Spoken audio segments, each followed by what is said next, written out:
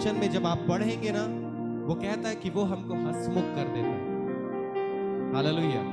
चाहे आप कितनों भी तकलीफ में रहें, चाहे आप कितनों भी दुख में रहें, चाहे आप कितनों भी समस्या के अंदर में रहें, परेशानियां आपके डेरे के निकट रहे, आपके घर के अंदर रहे, प्रॉब्लम्स आप दिन प्रतिदिन फेस कर रहे होंगे, प्रॉब्लम्स पे प्रॉब्लम्स, सिचुएशन, आपके हालात सब कुछ बद से बदतर भी हो जाएंगे, लेकिन जब आप यीशु मसीह की संगति में जाते हैं ना, तो वो आपको हंसमुख करता है। आमीन, प्रेज द लॉर्ड।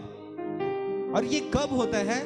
जब हम परमेश्वर को जानना शुरू कर देते हैं, जब हम परमेश्वर के साथ संगति शुरू कर देते हैं, जब हम परमेश्वर के साथ संबंध बनाना प्रारंभ करते हैं, स्टार्ट करते हैं, शुरुआत करते हैं। आप तब तक परेशान, निराश, हताश रहेंगे जब तक आपका जो संबंध जो परमेश्वर के साथ है वो घनिष्ठ नहीं होगा। आप परमेश्वर के कार्यों को, परमेश्वर के अद्भुत और अलौकिक कामों को तब तक देख नहीं पाएंगे जब तक आप परमेश्वर के साथ एक गहरा रिश्ता नहीं बनाएंगे। हालेलुया। तो मेरा संदेश है, वह परमेश्वर हमारे लिए सब कुछ पूरा कर सकता है। आमीन। परमेश्वर हमारे लिए सब कुछ पूरा करेगा। Praise the Lord. आप एक दूसरे को बोले, परमेश्वर आपको जानता है। एक दूसरे को बोले, आप ना शर्माए। आप एक दूसरे को बोले, उसे ढाढ़स दे, उसके विश्वास को आप मजबूत करें। बोले, परमेश्वर आपको जानता है। और इसमें कोई दो मत नहीं है कि परमेश्वर आपको नहीं जानता। हालेलुया। मैं आपसे कोई गलत अंगीकार, आपसे कोई झूठा अंगीकार नहीं करवा रहा हूं, लेकिन ये बाइबल हमको बताती है मेरे प्रियो कि परमेश्वर हमें जानता है। वो हमारी जरूरतों को जानता है, वो हमें जानता है, वो हमारे साथ चलता है, वो हमारे साथ साथ हम जहां कहीं भी है, उसका वायदा है, उसका वचन है। वो कहता है कि वो हमारे साथ चलता है। वो कहता है, मैं तुमको कभी नहीं छोड़ूंगा। हालेलुया।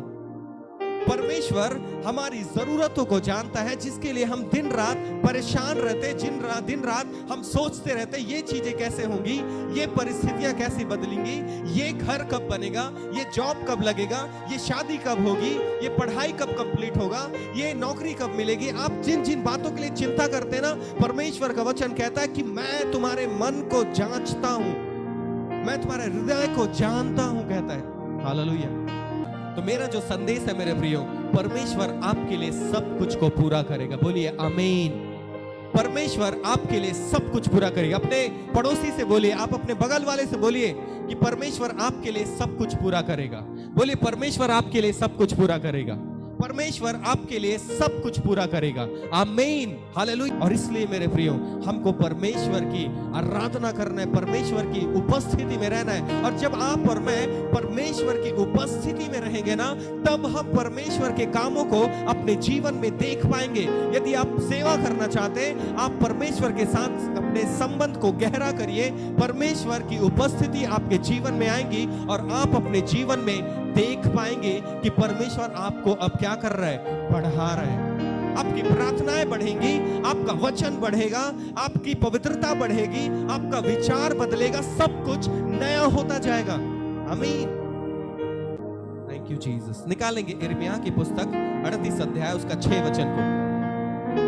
यिर्मयाह की पुस्तक 38 अध्याय उसका 6 वचन को जब हम पढ़ते हैं, आप पूरा पढ़िएगा घर जाकर। जब आप उसको पढ़ेंगे तो यिर्मयाह को यहां पर लिखता है कि यिर्मयाह को एक गड्ढे में डाल दिया गया, एक गड्ढे में डाल दिया गया जहां पर पानी नहीं था, सिर्फ दलदल था।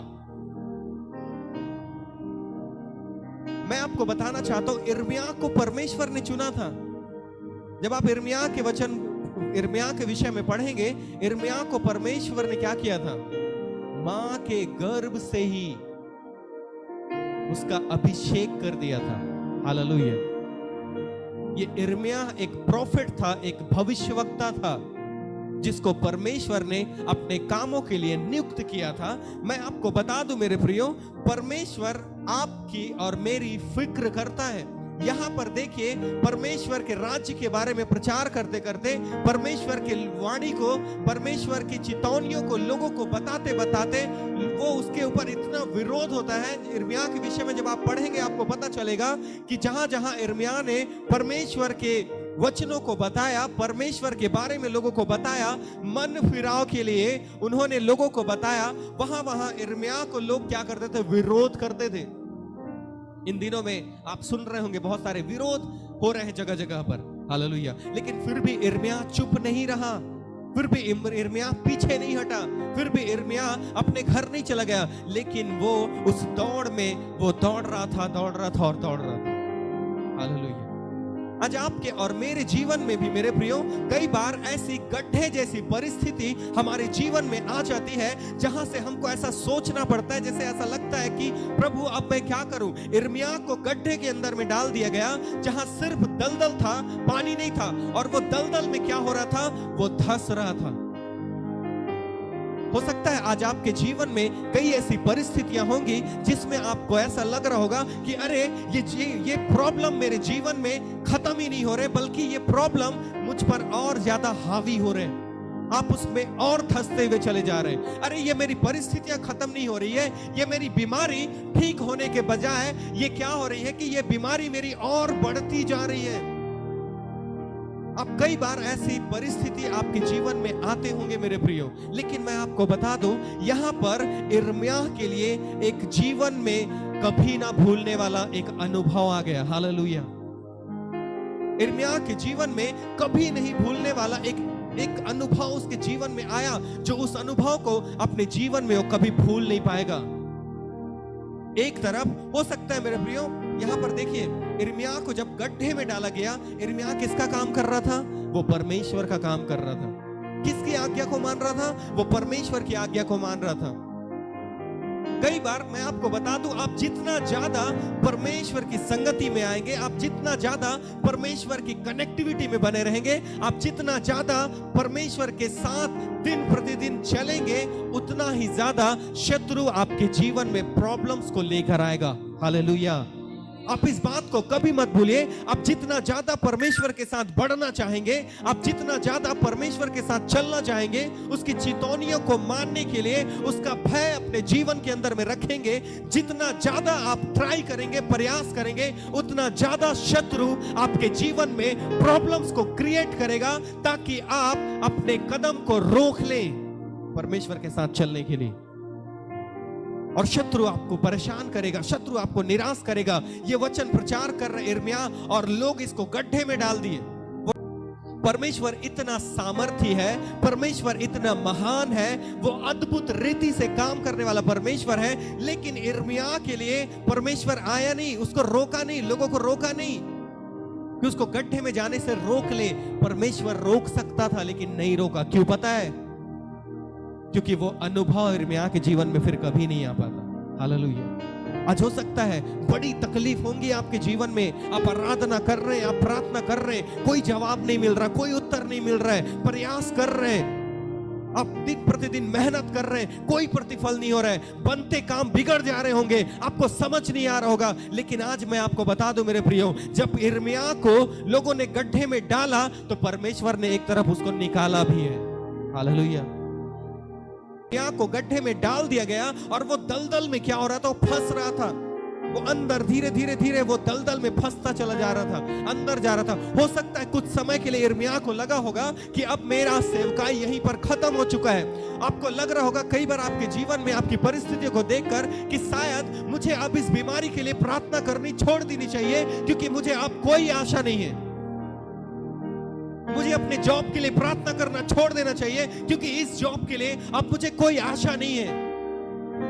मुझे इस घर बनाने के लिए सोचना छोड़ देना चाहिए, क्योंकि मेरे अंदर वो एबिलिटी नहीं है।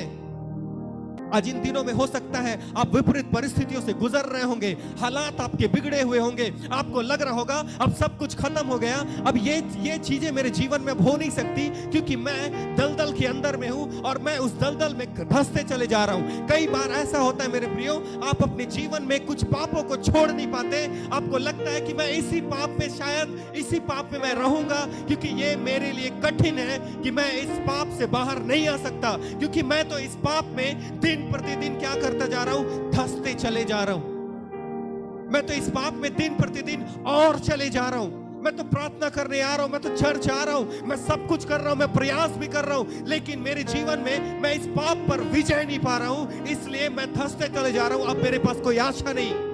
लेकिन यहां पर देखिए, यिर्मयाह के जीवन में मेरे प्रियो, यिर्मयाह उस दलदल में धंसता चला जा रहा है, उस गड्ढे में वो धंसता चला जा रहा है। यिर्मयाह को लग रहा है, हो सकता है कुछ समय के लिए उसने सोच लिया होगा कि अब मेरा एंड हो चुका है, लेकिन फिर भी लोगों के मन में परमेश्वर ने काम किया और यिर्मयाह को वहां से निकलवा दिया। हालेलुया। क्या आप यीशु मसीह के लिए ताली बजा सकते हैं?